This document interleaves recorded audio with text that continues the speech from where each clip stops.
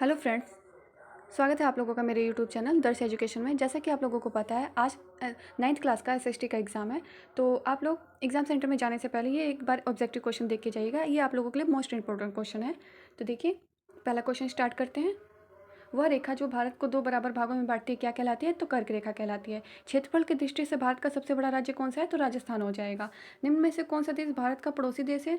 तो इसमें से कौन सा देश भारत का पड़ोसी देश है? तो म्यांमार पड़ोसी देश हो जाएगा।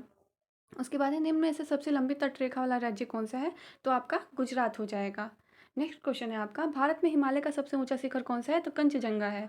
और नेक्स्ट क्वेश्चन है आपका, एक स्थलीय भाग जो तीन ओर से समुद्र से घिरा हो क्या कहलाता है? तो प्रायद्वीप कहलाता है। दो आप क्या होता है? दो नदियों के बीच की भूमि को कहते हैं। भारत का कौन सा द्वीप समूह प्रवाल से निर्मित है? तो लक्षद्वीप है। चिल्का झील किस राज्य में स्थित है? तो उड़ीसा में। भारतीय मरुस्थलीय क्षेत्र की सबसे बड़ी नदी कौन सी है? लोनी। बरकान क्या है? मरुस्थलीय भागों में अर्धचंद्राकार बालू के टीले। भावर से आप क्या समझते हैं? तो नदियां पर्वतों से नीचे उतरते समय शिवालिक की ढाल पर 8 से 16 किलोमीटर की चौड़ी पट्टी पर गुटका का निरपेक्षण करती हैं जहां सभी सरिताएं इस पट्टी में विलुप्त हो जाती हैं। इस पट्टी को भावर कहते हैं। नेक्स्ट क्वेश्चन है आपका, भारत के पूर्वी भाग में म्यांमार की सीमा का निर्धारण करने वाले पर्वतों का संयुक्त नाम क्या है? पूर्वांचल है। पंजाब हिमालय की किन दो नदियों के बीच में पाया जाता है? सिंधु और सतलुज के। जल विभाजक से आप क्या समझते हैं? जल विभाजन एक ऊंचा क्षेत्र जैसे पर्वत या उच्च भूमि होती है जो पड़ोसी द्रोणियों को एक दूसरे से अलग करती है। नेक्स्ट क्वेश्चन है आपका, गंगा पर्वतीय भाग को छोड़कर किस मैदानी भाग में प्रवेश करती है? तो हरिद्वार में। दक्षिण गंगा किस नदी को कहते हैं? तो गोदावरी को कहते हैं। बिहार का शोक किसे कहा जाता है? तो कोसी नदी को।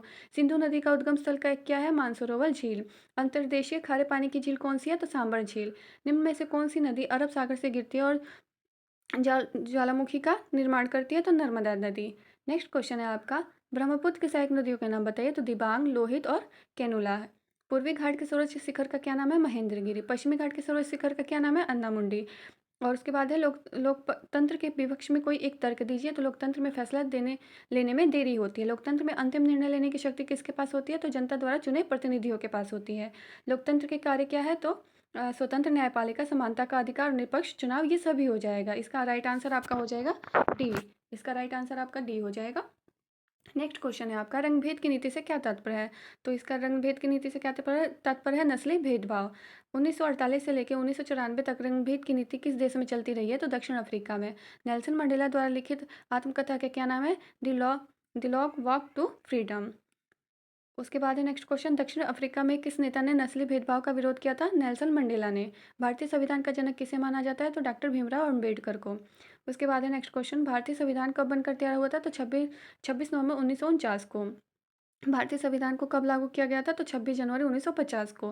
भारत के संविधान में बनने में कितना समय लगा था? तो 2 वर्ष 11 महीना और 18 दिन का समय लगा था। यंग इंडिया नामक पत्रिका किसने लिखी थी? तो महात्मा गांधी ने लिखी थी। फ्रांस का राष्ट्रीय क्या है? मार्शल।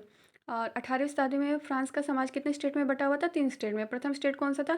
पादरी वर्ग। द्वितीय स्टेट कुलीन वर्ग और तृतीय स्टेट मजदूर, व्यापारी, किसान और कारीगर इत्यादि थे।